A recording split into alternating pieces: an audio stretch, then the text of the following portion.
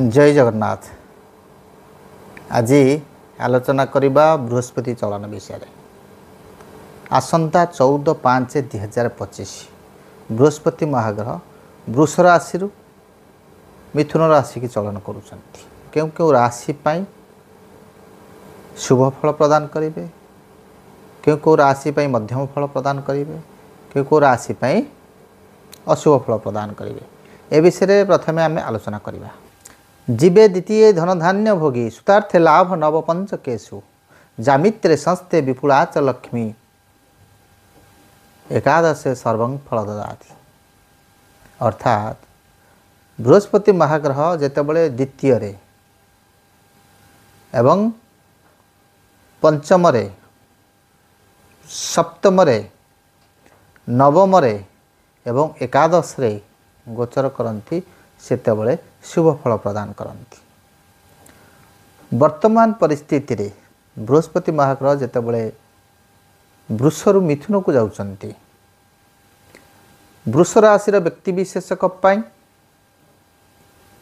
जन्म राशि रे थिले आसंता 14/5/2025 रु 1/6/2026 पर्यंत वर्तमान द्वितीय बृहस्पति हम। द्वितीय बृहस्पति अर्थात जीवे द्वितीय धनधान्य भोगी। तेणु आपण अटकी रही पैसा फेरी पाइबे।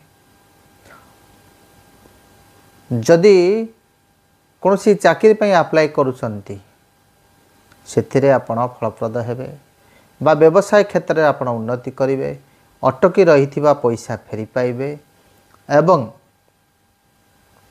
पारिवारिक कलह जदि लगी रही सेथुरु मध्य आपण उपशम पाइबे एवं बाक चातुरी माध्यम रे बाक संयमता माध्यम रे आपण अनेक छरे उपकृत हो पारिबे।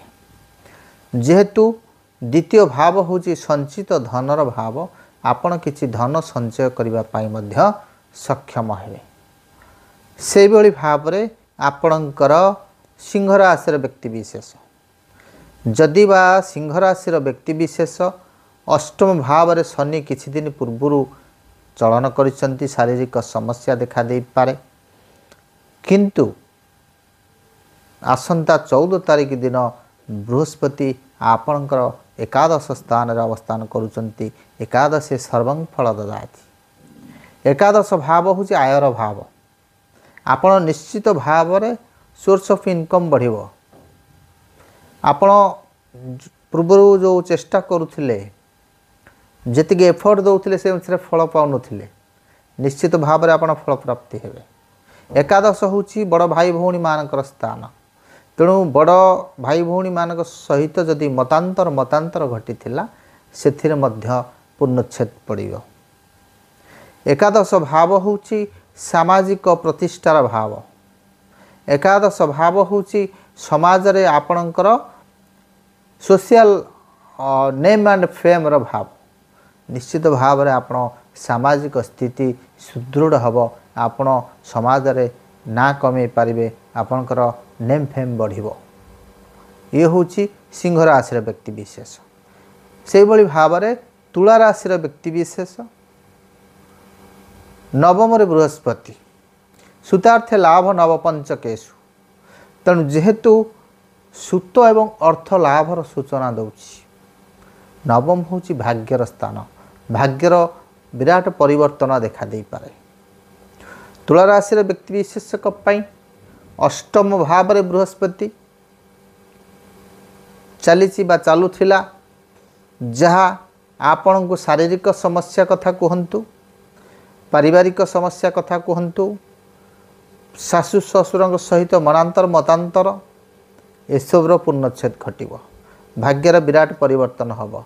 कर्मक्षेत्र में आपण उन्नति करि पारंती, प्रमोशन पाई पारंती, स्थानांतर जोग जदि बा रही आपण को सेतिरे लाभवान आपण हेबे। तेणु तुला राशि व्यक्ति विशेषक जदि संतान संतति प्लानिंग करुचंती सेतिरे मध्य आपण उपकृत हेबे। जदि आपण वैवाहिक मैरेज कि आपण प्लानिंग करुचंती सेतिरे मध्य आपण उपकृत हेबे। सेही भली भाव रे आपणकर धनुराशि धनुराशि व्यक्ति विशेषक सप्तम बृहस्पति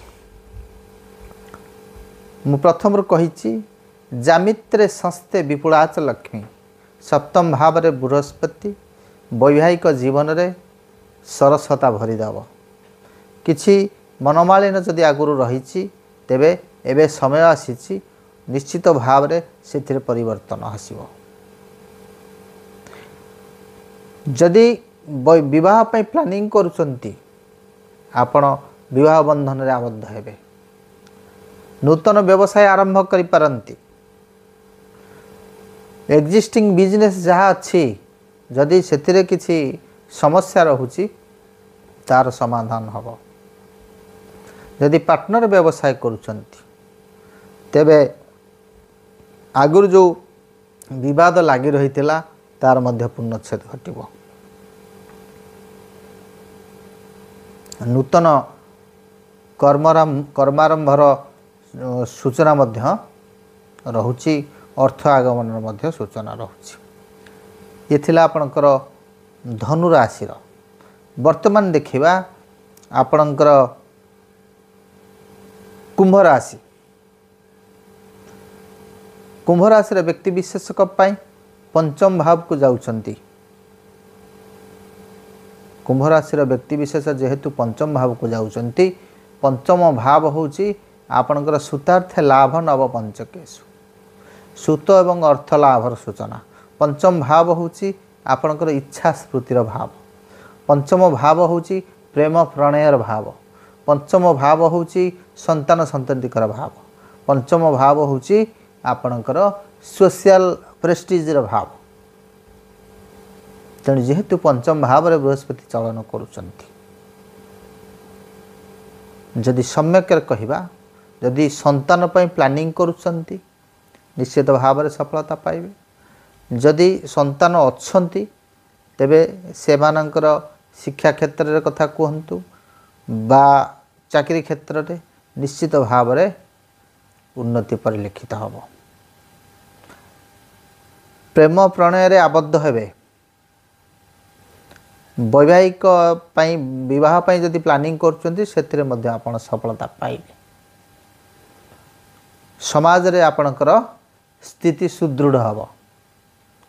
आपण सोशल सोशल वर्क रे आपण इन्वॉल्व हेबे बा सामाजिक कार्य रे आपण इन्वॉल्व रहिबे। ये थिला आपणकर अत्यंत शुभ फल प्रदान करिवो वृष राशि सिंह राशि तुला राशि धनु राशि एवं कुंभ राशि।